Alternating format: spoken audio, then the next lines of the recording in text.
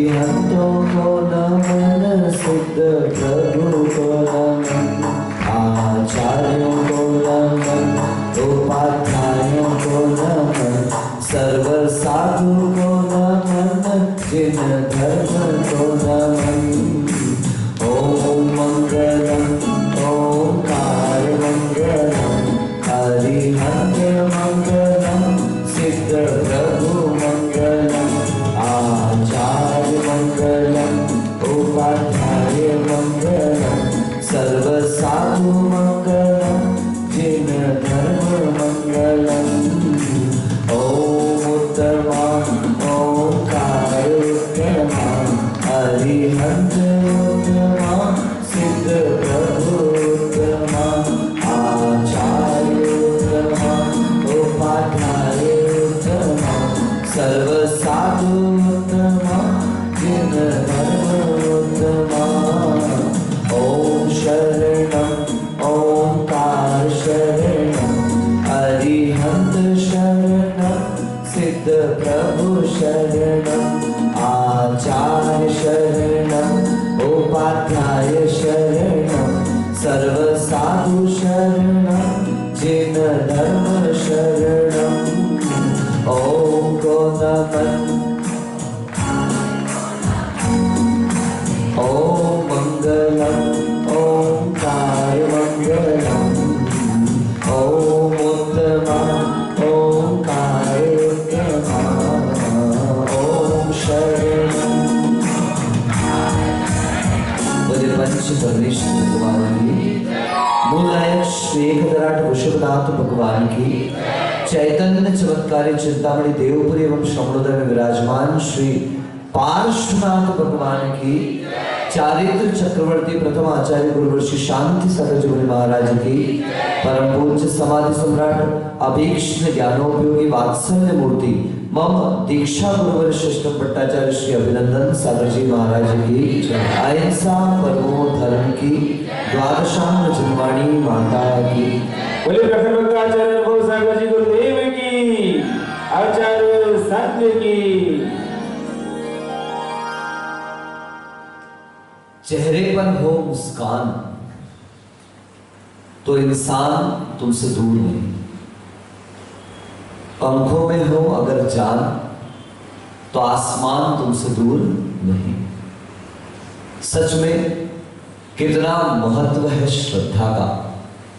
अगर श्रद्धा हो बलवान तो भगवान तुमसे दूर नहीं। सारी शक्ति, सारी आस्था, सारी पावर अगर वास्तविकता में किसी चीज में है तो वो श्रद्धा में है।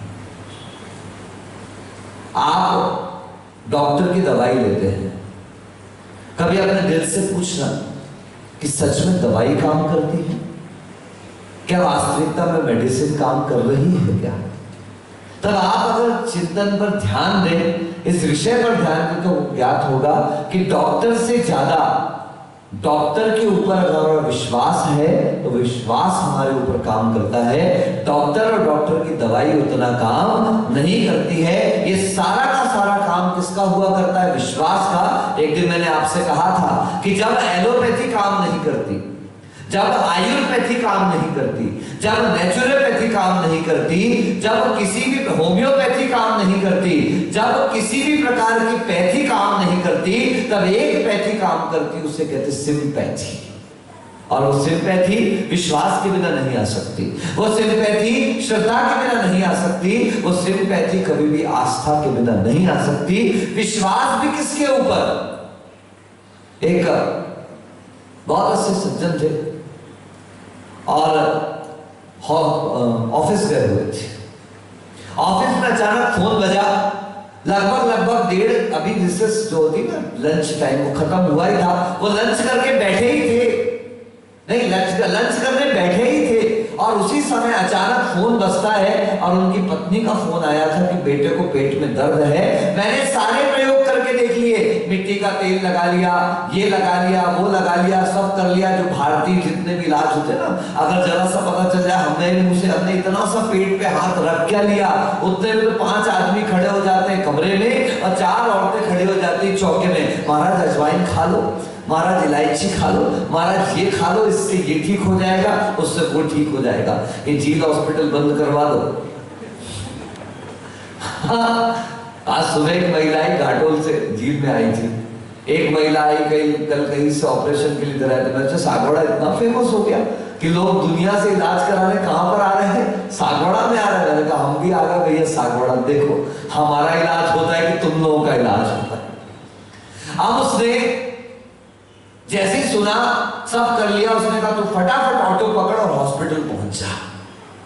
ठीक है, वो हॉस्पिटल पहुंचने के लिए तैयार हो गई। उसने ऑटो पकड़ा, इतना खतरनाक ड्राइवर कि उसका चेहरा देख करके अच्छे डर जाए, मगर बच्चे को लेकर के जाना था। वो फटाफट ऑटो में बैठी, उसने आदमी का मुंह तो एक बार भी ढंग से नहीं देखा और सीधे हॉस्पिटल पहुंची। और जैसे ही हॉस्पिटल पहुंची, डॉक्टर ने देखते ही साथ कह दिया बच्चे का क्या करवाओ, सोनोग्राफी करवाओ। सोनोग्राफी से समझ में नहीं आया, डॉक्टर ने कहा सीटी स्कैन करवाओ, उससे समझ में नहीं आया, एमआरआई करवाओ, सब करवाने तैयार, फटाफट सिग्नेचर, रिपोर्ट आई, डॉक्टर ने कहा अर्जेंट ऑपरेशन करना पड़ेगा। महिला ने एक बार भी आगे पीछे विचार नहीं किया, तब तक पति भी आ गया। दोनों ने सिग्नेचर किए, उस पर साफ लिखा हुआ था हम अपना कर्तव्य करेंगे, अगर बच्चे को कुछ हो गया इस क्रिया के दौरान तो ये हमारी जिम्मेदारी। आओ देखा ना था, बच्चा बचना चाहिए, सिग्नेचर। पैसे की परवाह नहीं और कोई परवाह नहीं। बच्चा ऑपरेशन थिएटर के अंदर, कुछ देर में ऑपरेशन हुआ, सक्सेसफुल हुआ, बच्चा बाहर निकल करके आया। एक सप्ताह तक बच्चा हॉस्पिटल के अंदर रहा। घर लेकर के आए, पतिदेव जब बच्चे को घर पर पहुंचा रहे थे, उस समय अचानक से उनकी नजर कांच पर पड़ गई। ड्रेसिंग कौन सी टेबल होती है, ड्रेसिंग टेबल है, ड्रेसिंग टेबल पर भूल गए, इतने साल हो गए। तो ड्रेसिंग टेबल पर पड़ गई, उसकी कांच पर पड़ गई, उसकी नजर पड़ी, मेरी दाढ़ी इतनी बड़ी हो गई, अरे यार चलता हूं। फटाफट उसने बाकी सब काम बाद में, बच्चे को पहुंचाया और सीधे नाई की दुकान। आप देखना साहब, गजब का दृश्य है, बढ़िया बढ़िया बढ़िया किया जा रहा है। और करने के बाद वो नाई उठाता है उस्तरा। क्या उठाता बोलो, ये क्या है बोलो ना, विश्वास है तो उस्तरा है, बोलो ना भैया। अगर मुझ पे विश्वास हो तो बोलो ये क्या है। हाँ, उस्तरा कहां पर है, गर्दन पे। गजब की बात है, आदमी की गर्दन ऐसी है, आंखें ऐसी खुली है, नहीं कभी नहीं खोलता। आदमी क्या कर देता, आंखों को शेविंग करवाते समय बंद कर देता है। अब उस्तरा उसकी गर्दन के ऊपर है, बिल्कुल गर्दन की नस के पास है, लेकिन एक रंच मात्र भी घबराहट नहीं। क्यों, क्या बात है, विश्वास है कि नाई बाल काटेगा लेकिन गर्दन नहीं। कितना अश्विन भाई, ऑटो वाले पे विश्वास है, इसकी कट चुकी है एक बार, हाँ पता है, उसको विश्वास है किसके ऊपर, ऑटो वाले के ऊपर। उसको विश्वास है सोनोग्राफी वाले के ऊपर, उसको विश्वास है सिटी स्कैन वाले के ऊपर, उसको विश्वास है डॉक्टर के ऊपर कि डॉक्टर पेट काटेगा, मेरे बच्चे को नहीं काटने वाला, और बच्चे को सौंप देते हैं। यहां तक उस आदमी को विश्वास है नाई के ऊपर कि नाई बाल काटेगा लेकिन गर्दन, क्या विश्वास है आपका। दूध वाला आता है, एक क्षण को भी कोई परीक्षण नहीं है, कोई टेस्टिंग नहीं, उसी दूध को घर में प्रयोग करने के लिए तैयार हो। आपका दूध वाले के ऊपर विश्वास है, आपका वकील के ऊपर विश्वास है, आपका डॉक्टर के ऊपर विश्वास है, आपका सब्जी वाले के ऊपर विश्वास है। आप में से अधिकांश के बच्चे किसी के उदयपुर पढ़ रहे हैं, किसी के अहमदाबाद पढ़ रहे हैं, किसी के बॉम्बे पढ़ रहे हैं, वहां उनके हॉस्टल वालों पर विश्वास है, उनके टीचर्स पे विश्वास है। छोटे से 3 साढ़े 3 साल के बच्चे को आप नर्सरी या केजी 1 में छोड़ के स्कूल में आ जाते हैं, उस बच्चे के पीछे सारे दिन भागते थे। और कितना विश्वास उस इंस्टीट्यूट के ऊपर, कितना विश्वास उस टीचर के ऊपर कि मेरे बच्चे को संभाल लेगा। क्या विश्वास है आपका, सब पर विश्वास है, 2 लोगों पे विश्वास नहीं है।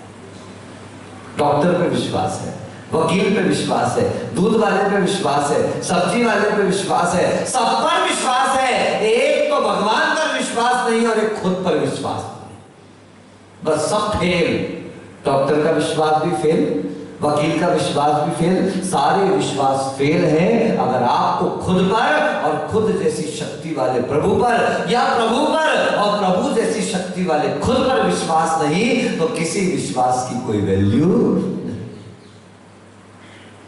चेहरे पर हो मुस्कान तो इंसान तुमसे दूर नहीं, पंखों में हो विश्वास तो आसमान तुमसे दूर नहीं। ये सारा विश्वास का खेल है बंधुओं। अगर श्रद्धा हो बलवान तो भगवान तुमसे दूर नहीं। मोक्ष महल की प्रथम सीढ़ी, या बिन ज्ञान चरित्रा। कितना भी ज्ञान हो, कितना भी नॉलेज हो, लेकिन विश्वास होना बहुत जरूरी है। बहुत कठिन साधना है, बहुत कठिन तप है। तपस्या में इतना परिश्रम चल रहा है लेकिन विश्वास नहीं। ऐसा गुरु महाराज कहते थे, घानी में पेल दिया जाता है। घानी जानते हो ना, जैसे सेव तलते हो तो बड़ी कढ़ाई, उसमें खूब सारा तेल बिल्कुल खौल रहा है। इतना इतना इतना उसको तप है, तप की भावना है, उसे कोई डर नहीं है। उस कढ़ाई में डाल दिया जाता है, वहां पर उबल कर जल कर मर जाता है, मरकर नवग्रह उत्पन्न हो जाता है, लेकिन कुछ खास पा नहीं पाता। क्यों? क्योंकि उसकी श्रद्धा नहीं है। आचार्य कुंद देव कहते हैं, सद्दहदी पत्तेदी रोचेदी तहया पुणो विफासे, धम्मम भोग निमित्तम नतुसो कम मक्खन। वो धर्म की श्रद्धा करता है, पत्तेदी उसे प्राप्त करता है, रोचेदी रुचि भी कर रहा है, सब प्रकार से उसका स्पर्श भी कर रहा है, लेकिन उसके बावजूद भी कुछ खास प्राप्त नहीं कर रहा। क्यों? क्योंकि वो धर्म को भोग का साधन मानता है। काश वो धर्म को कर्म निर्जरा का साधन मान लेता। आप देख लो आज हमारे धर्म की हालत क्या है। हम रविवार को पार्षनाथ की पूजा कर रहे हैं, बाकी 6 दिन नाम ही नहीं ले रहे पार्षनाथ का। हम मंगलवार को वासुपूज्य की पूजा कर रहे हैं। क्यों? क्योंकि मंगलवार को वासुपूज्य का दिन है, ऑफिस डे है। क्या है बोलिए?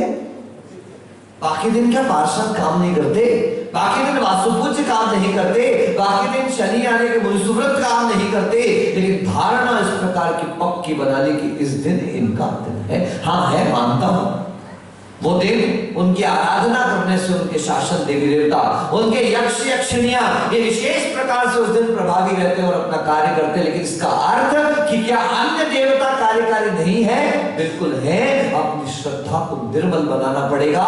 सर्वप्रथम वह सच्चे देव, सच्चे शास्त्र और सच्चे गुरु। बड़ी छोटी सी परिभाषा है, बोलिएगा अस्त्र, बोलो शस्त्र, वस्त्र और स्त्री। ये 4 जिनके साथ हैं, याद रखें, अस्त्र साथ है और शस्त्र साथ है। इसका मतलब किसी को मारना है और किसी को बचाना है, किसी को डराना है, किसी को भगाना है। जो डरा रहा है, भगा रहा है, मार रहा है, बचा रहा है, विनोद भाई, वो कभी भगवान नहीं हो सकता। भगवान का काम ही नहीं है।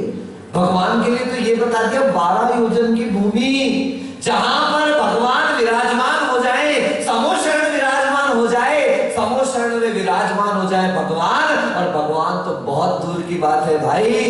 उन भगवान के लघुनंदन अगर अवधि ज्ञानी मुनिराज, रिद्धिधारी मुनिराज भी, भगवान तो बहुत दूर हो गए, अगर रिद्धिधारी मुनिराज भी विराजमान हो जाए तो 12 योजन की भूमि में सुभिक्ष हो जाता है। कहीं वैर नहीं रहता, कहीं शंका नहीं रहती, कहीं लड़ाई नहीं रहती, कहीं अपराध नहीं रहता, कहीं गर्मी नहीं, कहीं ठंडी नहीं, समशीतोष्ण वातावरण का निर्माण हो जाता है, जहां वीतराग हितोपदेशी इस प्रकार के सर्वज्ञ प्रभु का विराजमान होना चाहिए। कहते हैं सांप और नेवला, कौन? जन्मजात वैर बताया, पर्याय का वैर बताया कि जहां नेवले हो जाएं वहां सांप ज्यादा मिलते नहीं हैं, जहां मयूर ज्यादा हो जाएं वहां सर्प ज्यादा निकलते नहीं हैं। लेकिन देखो तो इस सर्प, नेवला और मयूर एक साथ खो खो खेल रहे हैं। क्या खेल रहे हैं? खो खो खेल रहा है। कबड्डी कबड्डी, कबड्डी नहीं, खो खो। कौन सा? भारत बोलते लोग क्यों तरक्की नहीं कर रहा? बोले भारत का राष्ट्रीय गेम ही कौन सा? कबड्डी। टांग खींचने के अलावा कुछ होने वाला है ही नहीं। क्यों समाज आगे नहीं बढ़ रही, क्यों देश आगे? दुनिया के प्रश्न आप पूछते, कल एक सज्जन हमसे प्रश्न पूछ रहे थे, महाराज धर्म में राजनीति कहां तक उचित है? मैंने कहा आप मुझे मत बताओ, आप समझो ठेकेदार आप हो, हम तो महाराज हैं। क्या है भैया? कहते थे पहले मजबूरी का नाम महात्मा गांधी, आज हो गया मजबूरी का नाम मुनि महाराज। जैसे वैभव ने कहा महाराज आप आंदोलन लोगों को बैठने दो, मैंने कहा नहीं बेटा, आपने तो बढ़िया सुबह की कक्षा, आपने तो बढ़िया प्रवचन, आपने तो बढ़िया 4 कक्षाएं, दोपहर की अपना तो बहुत शानदार 6 कक्षा पढ़ो, सुबह से लेकर शाम तक व्यस्त रहो, ना किसी की निंदा, ना किसी की प्रशंसा, ना किसी से लेना और ना किसी से देना, क्योंकि तुम बहुत बड़े महापुरुष हो, पहले तुम आके 4 बात कहोगे, महाराज जी उनका ऐसा होता है, महाराज जी उनका ऐसा होता है, महाराज जी उनका ऐसा होता है, और अगर धोखे से अनुभव सागर के मुंह से एक बात निकल गया, हाँ हाँ ऐसा होता है, आप ही जाके वहां कह के आओगे। अनुभव सागर जी तो कह रहे थे वहां, बोलो ना कैसा होता है? ऐसे ही होता है। इसलिए अनुभव सागर जी का विश्वास पक्का है। समय की बर्बादी, ये बेवजह की चीजें आप भी ध्यान रख लो, नियम ले लो। पहले दिन कहा था जिस वेदी पर खड़े हो जाओ उस तीर्थंकर का अर्घ चढ़ाओ, बाकी कोई तीर्थंकर है ही नहीं, ऐसा ही मान लो। अगर ऐसा मानोगे तो सामने वाले तीर्थंकर का लाभ उठा पाओगे। श्रद्धा सच में कितनी महत्वपूर्ण वस्तु है, ये विश्वास कितना महत्वपूर्ण है। अगर मेरे पास उस अस्त्र शस्त्र के ऊपर विश्वास है, ये मारने वाला है, ये बचाने वाला है, ये भगाने वाला है, ये डराने वाला है, ये वीतरागी न बचाता है, न मारता है, न डराता है, न भगाता है। वीतरागी का तो स्वरूप देख लो, आंखें कैसी हैं देखा कभी आपने? विवान बेटा, भगवान की आंखें देखी बेटा तुम? आज देखना ध्यान से, ये जाना वो भगवान रखे हमारे। जरा नजर पे ध्यान देना, आपने अभी तक सच में भगवान की मूर्ति तो देखी है, भगवान को देखा ही नहीं। मैं कहता हूं भगवान भी मत देखो, कम से कम एक बार सही तरीके से इन वीतराग अरहंत जिनेंद्र भगवान की प्रतिमा को देख लेना। नहीं है, नहीं है, ना तो आंखें खुली हैं वरुण, ना तो आंखें। क्या अद्भुत है, दुनिया के जितने भगवान कहे जा रहे हैं, दुनिया में जितने देव कहे जा रहे हैं, जितने देवता कहे जा रहे हैं, जितने भगवंत कहे जा रहे हैं, या तो आंखें, या तो आंखें। याद रखना आपके वीतराग अनंत भगवान की आंखें पवन भाई कैसी हैं? ना बंद ना खुली, they are at the middle, वो मध्य में है, माध्यस्थ है, क्योंकि आचार्य भगवंत कह रहे हैं आंखों का खुला होना राग का प्रतीक है और आंखों का बंद होना ये द्वेष का प्रतीक है। जाना जरा, कोई आपको जरा अभी शाम को आरती वारती होती है, लोग कहते महाराज आप हाथ उठा के आशीर्वाद ही नहीं देते। मैंने कहा जरा 2-4 बार नजर ही कर लो तो आदमी कर कहेगा महाराज जी को बड़ा मजा आता है डांस देखने में, है छोड़ोगे तो कहीं से नहीं है। अब नजर कहीं किसी ने देखा, हमने आंख बंद करके बैठे तो भैया ये कहने लगे महाराज जी बुरा लगता है आपको आंख बंद करके बैठे, ये लोग में बाहर है। जाना किसी को आंख खोल के देख लो तो कहना राग हो रहा है, बंद कर लो तो बोले द्वेष हो रहा है। इसलिए वीतराग भगवान ने बीच का रास्ता निकाल दिया। पिक्चर आई थी वीरेंद्र भाई, हम आपके हैं कौन, देखिए होगी आप? हमने तो कई बार देखी।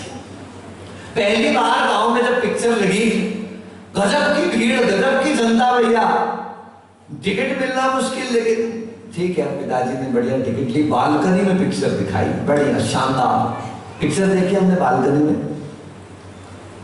शानदार फिल्म थी, देख के लौट आए। अगले हफ्ते रविवार को पिताजी फिर बोलते चलो एक बार और देख लाते हैं, चलिए चलते, पापा दिखा रहे, मना कौन करे। गए पिक्चर देखने के लिए। अब छोटे शहर में, छोटे गांव में ज्यादा एंटरटेनमेंट के साधन तो रहते नहीं, छोटा सा गांव था। पिताजी ने कहा चलते, गए। दूसरी बार पापा ने मिडिल क्लास में बैठा दिया। पहली बार बालकनी में पिक्चर देखी, दूसरी बार मिडिल क्लास में हम आपके हैं कौन देखी, तीसरी बार अगला रविवार है तो पापा खुद कहते मेरे को तो नहीं जाना, तुझे जाना है तो चले जा।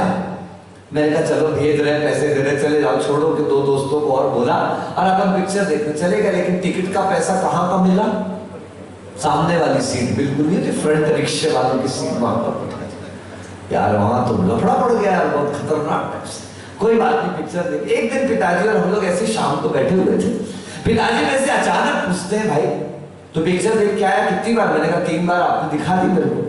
बोले कभी ध्यान दिया पिक्चर देखने का, पहली बार कहाँ बैठा, दूसरी बार कहाँ बैठा, तीसरी बार कहाँ बैठा? मैंने कहा पहली बार बालकनी में, दूसरी बार मिडिल क्लास में, तीसरी बार जनरल क्लास में। बोले कुछ अंतर समझ में आया? मैंने कहा हाँ। सबसे अच्छा कहाँ लगा तुझे? मैंने कहा पापा मेरे को तो सबसे अच्छा लगा मिडिल क्लास में। बोले क्यों? मैंने कहा रिक्शे वालों की जगह पे बैठ गए, आपने भेज दिए, बैठ के देख भी ली हमने, वहां के हाल ऐसे थे, अगर हीरोइन जोर से रो भी दे तो लोग ताली पीटने लगते थे। वहां हंसने की बात पे रोने लगे, रोने की बात पे कब सीटी बजा देवे, कब चिल्लाने लग जाए, उनके कोई उनको तो बस एंजॉय करना है। अब हीरो मर गया कि हीरोइन मर गई, कि सास मर गया कि ससुर मर गया, इससे कोई मतलब नहीं। अगर हीरोइन रो भी रही है तो क्या स्टाइल से रो रही है यार, मतलब उनका कोई हिसाब किताब पक्का।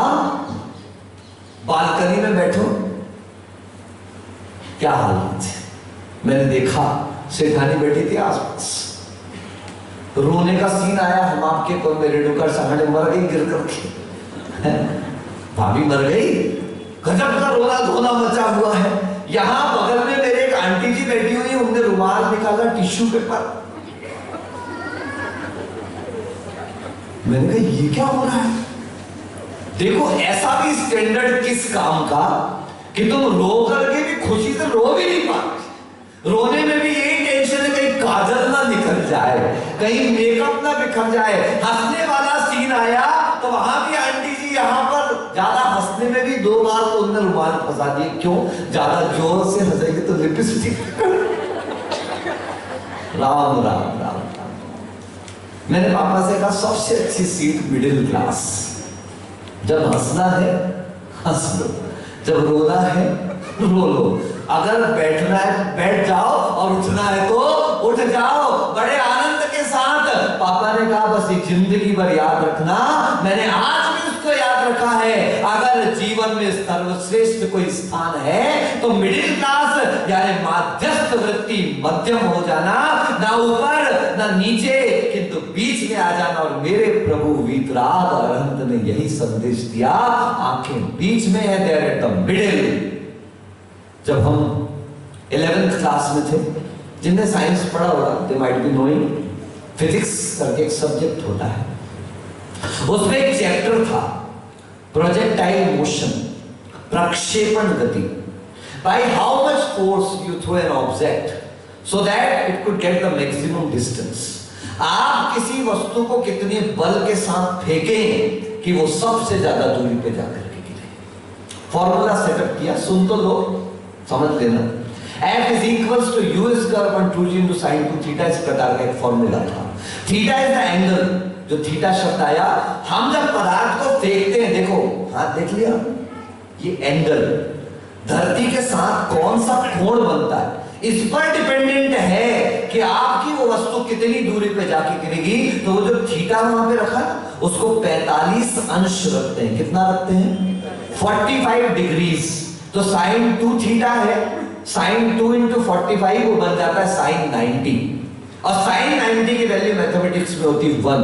जब ये 1 आएगी तो फोर्स विल बी मैक्सिमम। जब वो एंगल 45 अंश का होगा तो ये बॉल सबसे ज्यादा दूरी पर जाकर के गिरेगी। ये सिद्धांत बड़ा इंपॉर्टेंट है। क्या कहता है वो 45 अंश का? मध्यम वृत्ति, माध्यस्थ वृत्ति, ना तो ऊपर ना तो नीचे किंतु मध्य में होकर के जो चलता है। हमारे साथ क्या है, हम सुख में फूल जाते हैं और दुख में कूद जाते हैं। जीवन में हमेशा याद रखना, अगर रात आई है तो रोना मत, क्योंकि रात आई है तो दिन भी आएगा, और दिन आया है तो ज्यादा कूदना मत, क्योंकि दिन आया है तो रात भी। ये सृष्टि का सर्कल है, ये सृष्टि का पूरा चक्र है। ये चक्र यदि सीखना है तो सीखो अपने पैरों से। किससे सीखना? बोलो। अगर सीखना हो, बोलो, मजा नहीं आया, अच्छे से बोलो। अगर सीखना हो, बोलो, अपने दोनों पैरों से सीखो। जब चलते हैं, बोलो बोलो बोलो, एक आगे और एक पीछे,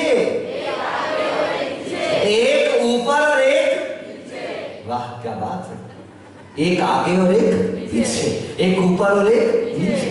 लेकिन आगे वाले को अभिमान नहीं है और पीछे वाले को अपमान नहीं है। सुना? जब चलते हैं तो दोनों पैरों से कुछ सीखना, क्योंकि एक पैर आगे, एक पैर पीछे, एक पैर ऊपर और एक पैर नीचे। मगर आगे वाले को अभिमान नहीं, ऊपर वाले को अभिमान नहीं, पीछे वाले को अपमान नहीं, नीचे वाले को अपमान नहीं। क्यों? क्योंकि दोनों को पता है अगले पल आगे वाला पीछे और ऊपर वाला। किस बात का घमंड है साहब? ये अहंकार। भगवान कह रहे सुनो, इसलिए मध्यस्थ हो जाओ, क्योंकि संसार में जो आया है सो, बोलो ना, कितनी बार बोलते हैं अपन, जो आया है सो। इसलिए घमंड करने का नहीं, मध्यस्थ हो जाओ। इसलिए वह हमारा भगवान है, वह हमारा देव है, वे हमारे तीर्थंकर हैं जो ना राग करते हैं और ना द्वेष करते। इसलिए प्रभु का नाम क्या हुआ? वीतराग। बोलो क्या हुआ?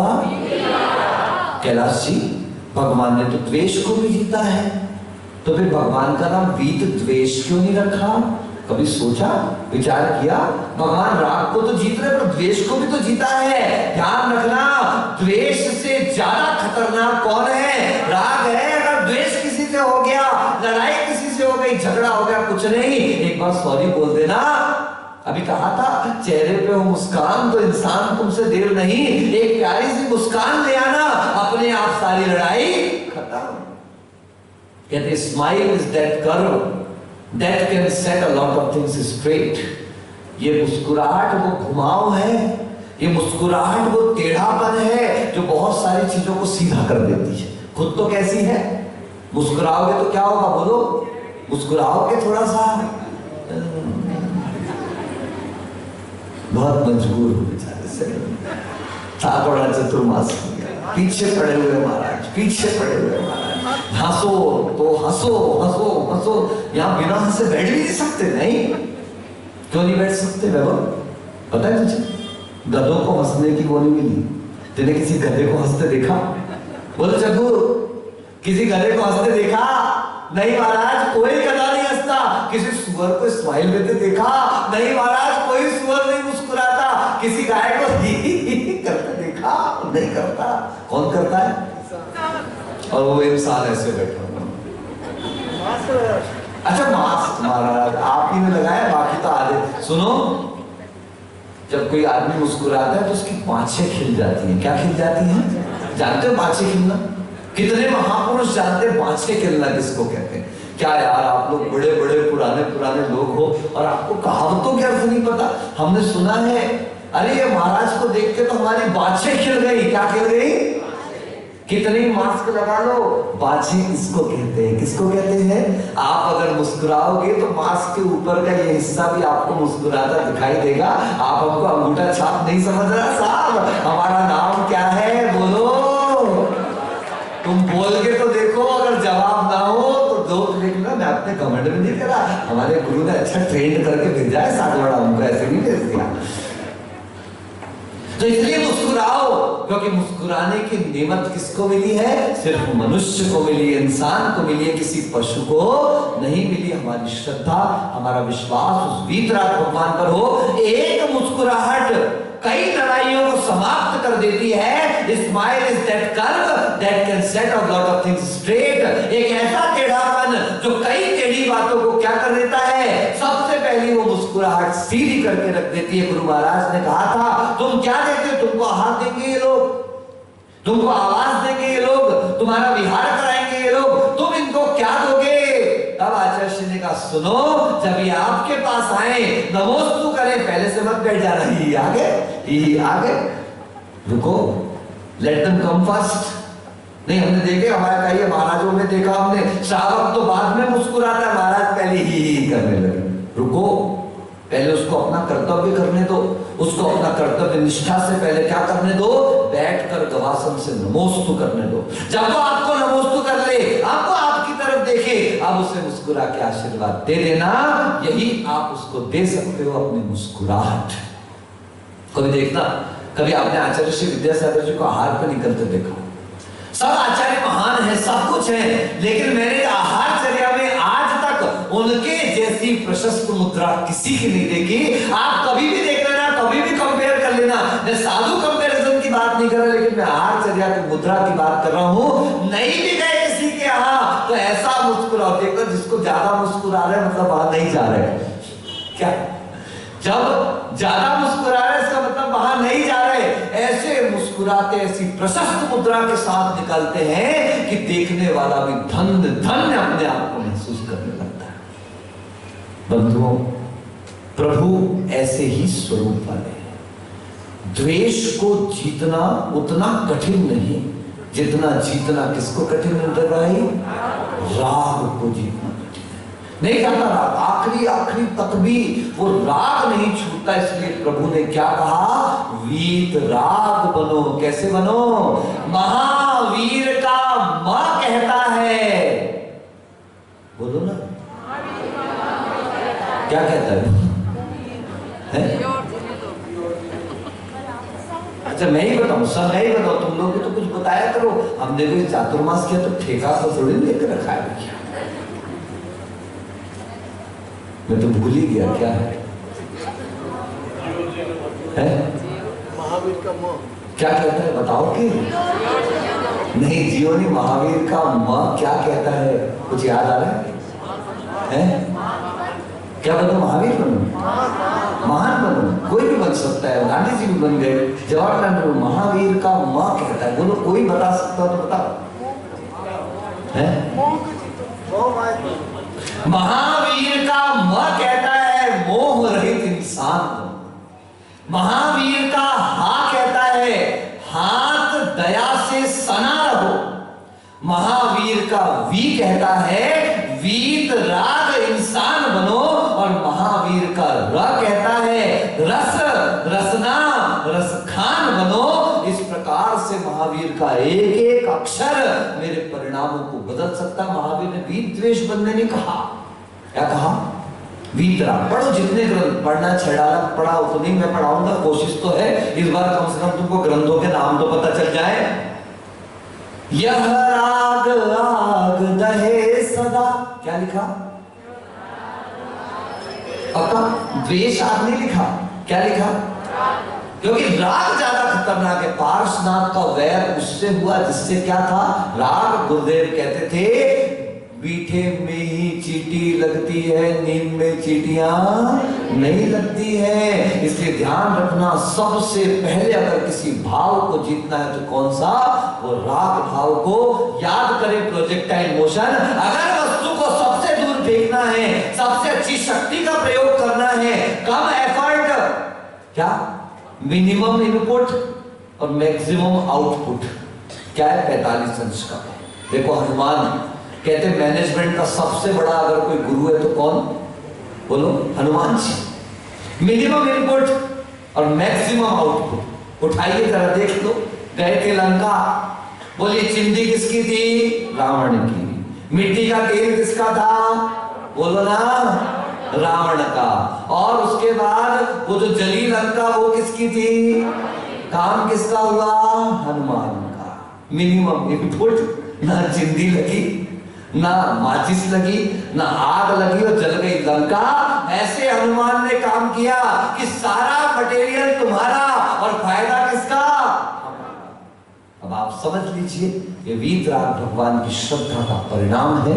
हमारे देव, हमारे शास्त्र और हमारे गुरु का निर्धारण हमारे लिए अत्यंत आवश्यक है। आप मार्केट जाते हैं, एक टमाटर भी लेते हैं तो उसको दबाकर, उसको सूंघकर, उसको देख कर लेते हैं। क्या हमारी श्रद्धा इस टमाटर से गई बीती है जो हम कहीं भी मस्तक झुका दे, हम कहीं भी झुक जाए? नहीं, ये सम्यक दृष्टि का सिर है। ये वीतराग अरहंत भगवान के अलावा कहीं और झुकना नहीं चाहिए। वे कैसे हैं देव और वे कैसे हैं शास्त्र, वे कैसे हैं गुरु, उनका स्वरूप आगे आगे की गाथाओं में और हम देखते चले जाएंगे।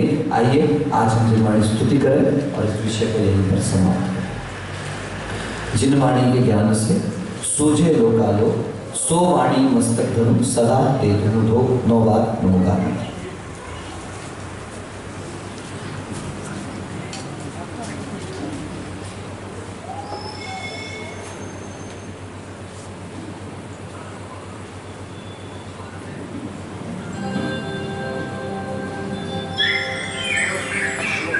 द्वादशांग जिनवाणी माता की जय।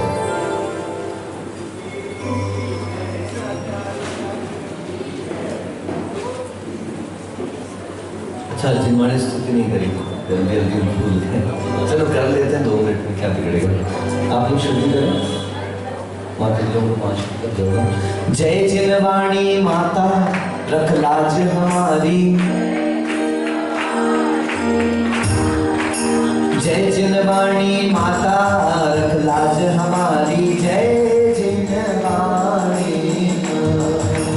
आज सभा में मैया तो पुकारूं, आज सभा में मैया तो पुकारो, आज सभा में तो पुकारूं, जग की भाग्य विधाता रख लाज हमारी, जय जिनवाणी माता, जय जिनवाणी माता रख लाज हमारी, जय जिनवाणी माता। आन के मेरे कंठ विराजो मैया, आन के मेरे कंठ विराजो मैया, आन के मेरे कंठ विराजो, स्वर संयम की गाथा